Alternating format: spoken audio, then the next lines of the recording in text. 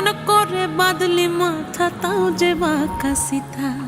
মেদিনীপুরে রায়না চিরন বাঁকুড়ার ওই ফিতা, আর যতন করে বাঁধলি মাথা তাও যে বাঁকা সিথা। পেছ পাড়ি